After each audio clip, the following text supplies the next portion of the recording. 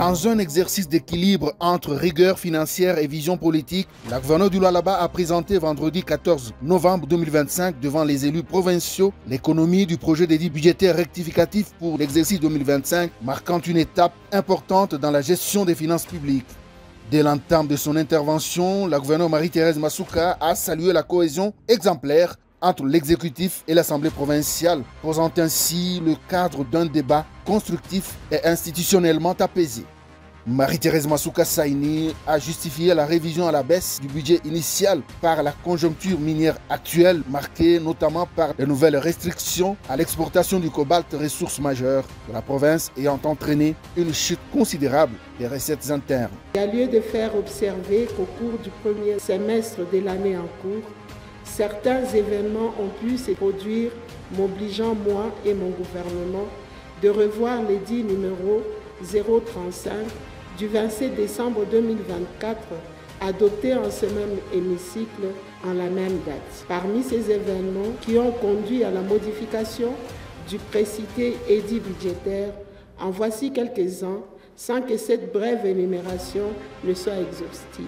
La suspension momentanée des exportations du cobalt depuis février 2025, laquelle s'est vue prorogée jusqu'au 15 octobre suivant le communiqué numéro 004/Aerocom/2025 du 20 septembre 2025, dans lesquelles certaines stratégies ont été préconisées quant à la reprise des exportations, et ce, à partir du 16 octobre. Engagé à maintenir le cap de sa politique alignée sur la vision du chef de l'État, Félix-Antoine Tshisekedi Tshilombo, la chef de l'exécutif provincial a exhorté les députés à adopter ce projet d'édit budgétaire pour assurer la continuité des projets prioritaires, notamment dans les domaines de la gouvernance, du social et des infrastructures. Je sollicite humblement l'adoption du présent projet d'édit budgétaire rectificatif 2025 pour permettre à moi et à mon gouvernement de poursuivre l'accomplissement de ma politique,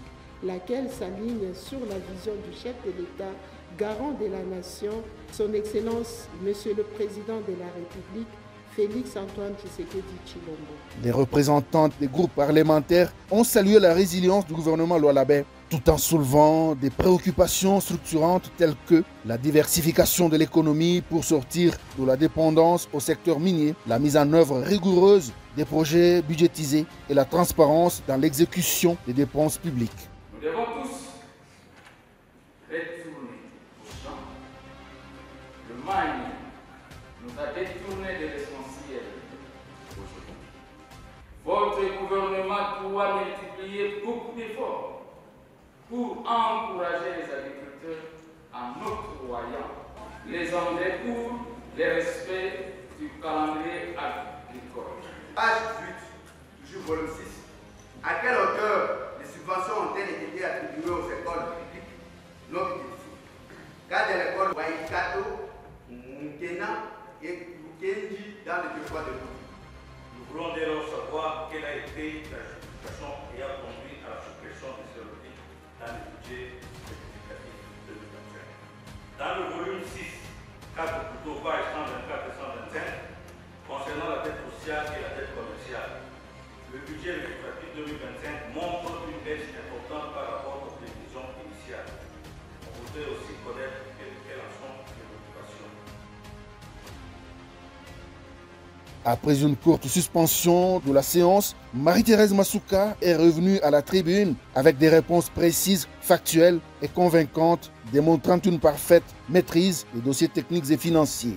À la question de savoir quels sont les secteurs qui ont connu une différence significative entre les prévisions et les résultats, c'est le cas du gouvernorat et du ministère des Infrastructures à leur titre 8.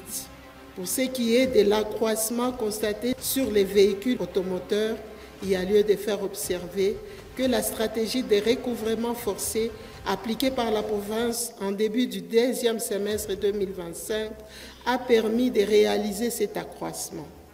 Il est noté que la province du Lualaba ne dispose pas d'usines de production et de traitement des minerais stratégiques et que toutes les recettes proviennent seulement des impôts et taxes qui lui sont dus. Mais des efforts sont fournis pour trouver d'autres investisseurs intéressés dans ces secteurs, à l'exemple dans la production de l'or, de la cassitérite et j'en passe. Pour les écoles relevées, il convient de noter que celles-ci sont en principe mécanisées par le gouvernement national. Et si la province devra intervenir, ce n'est qu'à titre subsidiaire, spécialement avec la prime spot pour les nouvelles unités, ainsi que la paie de la prime mensuelle aux enseignants des écoles du cinquantenaire. Pour le groupe parlementaire UNC et alliés. Pour ce qui est du dépôt de l'édit portant reddition de comptes de l'année 2024, nous revenons encore une fois de plus sur cette matière et espérons que cette fois-ci et cette année, elle sera bien assimilée. Honorables députés, dans le principe, le gouvernement provincial du Lualaba adresse son rapport sur la reddition de comptes annexé du projet d'édit y afférent à la Cour de comptes.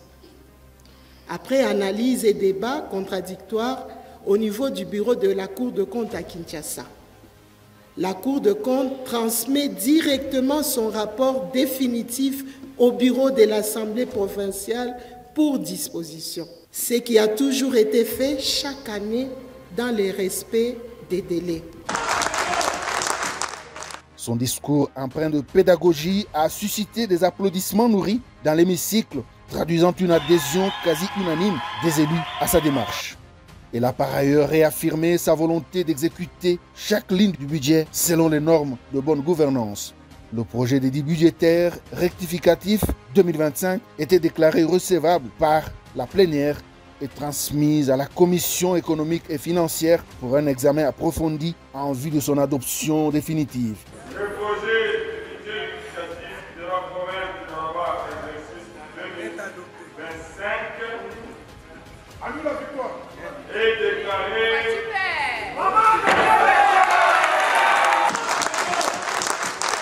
La séance s'est clôturée dans une atmosphère sereine, marquée par un rare élan de convergence institutionnelle, témoignant de la maturité politique croissante et exemplaire dans la province cobaltifère.